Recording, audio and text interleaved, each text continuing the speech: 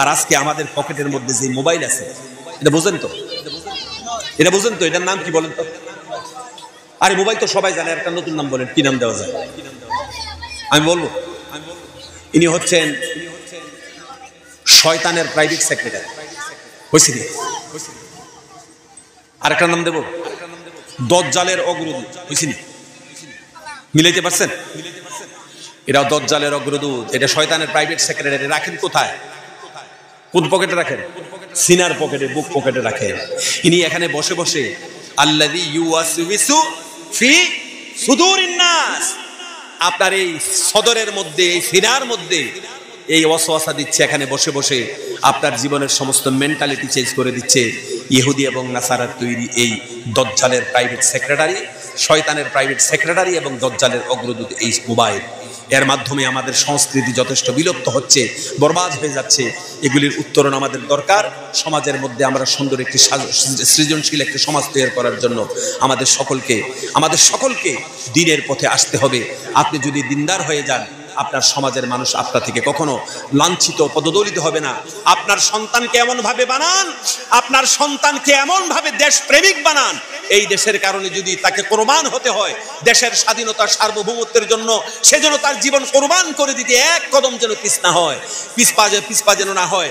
আপনার সন্তানকে আপনি সেভাবে বানান, এই দেশের সৌন্দর্যতা রক্ষা করতে গিয়ে তার জীবনের চাইতেও যেন দেশের সৌন্দর্যতাকে যেন সেই অগ্রাধিকার দেয়। এইভাবে আপনার সন্তানগুলিকে ভালো মানুষ বানান।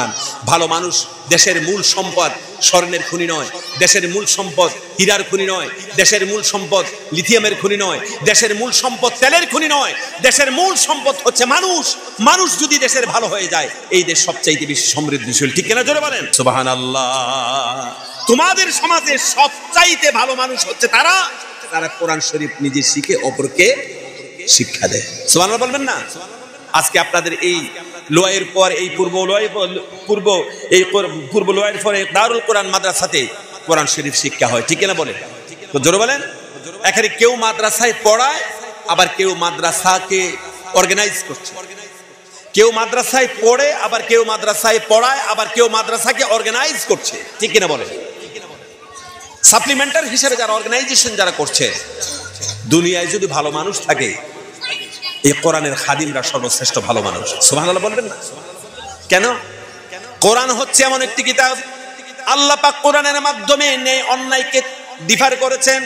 এই জন্য কোরআন শরীফ আল্লাহ পাক বলেছেন, তাবারাকাল্লাযী নাযালাল ফুরকানা আলা আবদিহি লিয়াকুনা লিল আলামিনা নাযীরা। জোরে বলি আল্লাহু আকবার।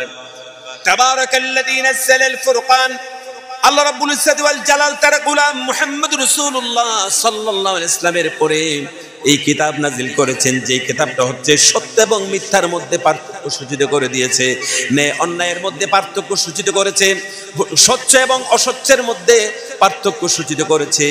বন্ধুরা আমার, এই জন্য আল্লাহ রাব্বুল আলামিন বলেছেন, ন্যায় এবং অন্যায়কে পার্থক্য সূচিত করার জন্য আল্লাহ রাব্বুল আলামিন কোরআনকে তার গোলাম মুহাম্মদ রাসূলুল্লাহ সাল্লাল্লাহু আলাইহি ওয়াসাল্লামের পরে নাজিল করেছেন। জোরে বলেন সুবহানাল্লাহ। সুতরাং কোরআন হচ্ছে এমন একটি কিতাব, যেই কিতাব পৃথিবীর মধ্যে সুষ্ঠু একটি জীবন ব্যবস্থা মানুষকে দিয়েছেন। সুবহানাল্লাহ পড়েন। কোরআনের মাধ্যমে আপনার সুন্দর একটা জাতি পৃথিবীর মধ্যে তৈরি হয়েছিল, একবারে অসভ্য বর্বর একটা জাতি সভ্যতায় পরিণত হয়েছিল। সেজন্য আসুন আমরা কোরআনকে শিখি, কোরআনকে শিখাই। এই মাদ্রাসাগুলিকে জীবনের আমাদের লক্ষ্যবস্তু হিসাবে, মাইলস্টোন হিসাবে আমরা এই মাদ্রাসাগুলিকে আমরা প্রতিষ্ঠিত করি। আল্লাহ তৌফিক এনায়েত করুক, বলি আমিন। মনে রাখবেন, আপনার ছেলে সন্তানকে দ্বীনি শিক্ষা প্রথম দেওয়া ফরজ। قال رسول الله صلى الله عليه وسلم দিন তালাবুল ইলমি ফারিজাতুন আলা কুল্লি মুসলিমিন ওয়া মুসলিমাতিন। এই দ্বীন শিক্ষা মুসলিম নরনারীর জন্য আল্লাহ পাক শিক্ষা ফরজ করেছেন। আপনার সন্তানকে আপনি দ্বীনি শিক্ষা দিয়ে, দ্বীন ঢুকাইয়ে দিয়ে, তারপরে তাকে আপনি একজন ভালো অফিসার বানান, ভালো একজন কর্মতৎপর মানুষ বানান। সে খেতে খামারে বলেন, সে অফিস আদালতে বলেন, ব্যবসা কেন্দ্রে বলেন, যেখানেই যাক, দ্বীন যদি তার ভিতরে থাকে, প্রত্যেকটি কদমের মধ্যে ইসলামের আলো খুঁজে পাওয়া যাবে। ঠিক কিনা জোরে বলে? তার প্রতিটি কদমের মধ্যে ইসলাম খুঁজে পাওয়া যাবে। সেজন্য আজকে আমাদের মধ্যে মুসলমানের অভাব নাই, কিন্তু মুসলমানদের জিন্দেগির মধ্যে ইসলামের চরিত্রের মধ্যে যথেষ্ট অভাব রয়েছে। ইসলামিক ইসলামিক সংস্কৃতির যথেষ্ট অভাব রয়েছে, এই অভাব আমাদেরকে পূরণ করতে হবে। আসুন এই মাদ্রাসাগুলিকে আমরা প্রতিষ্ঠিত করি, এই মাদ্রাসাগুলিতে আমরা আমাদের সন্তানকে দিয়ে, আমাদের সন্তানদের ভিতরে দ্বীনি ইলমের তাকাজা দিয়ে দেই, তাদের মধ্যে কোরআনী শিক্ষা দিয়ে দেই, রাসূল করিম সাল্লাল্লাহু আলাইহি ওয়াসাল্লামের আদর্শ তাদের মধ্যে দিয়ে দেই। তাহলে আমাদের এই সমাজ আগামী দিন আরো সুন্দর হবে, সাবলীল হবে, আরো সৃজনশীল হবে।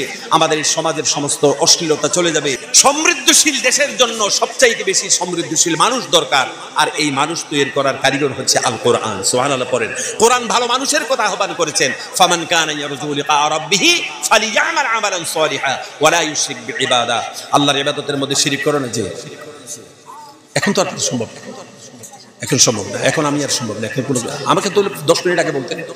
সুতরাং আমরা সৃজনশীল হওয়া দরকার, আমাদেরকে এই দিকটা তাকিদ রাখা দরকার। আল্লাহ পাক তৌফিক ইনায়াত করুন। বলে আমিন, জোরে বলে আমিন। আমার আলোচনা আমি যে সময়টা দিয়েছি এর বেঁচে আমি যেতে পারছি না। আমাদেরকে এখন এই 6টা যে সময় আমি ছাড়ার কথা, এই সময় কালেকশনের কথা বলেছেন, এরপরে আমি 2-3 মিনিট সময় দেই। আপনারা মাদ্রাসার জন্য কিছু দান করেন, অবশ্যই আপনারা দান করবেন।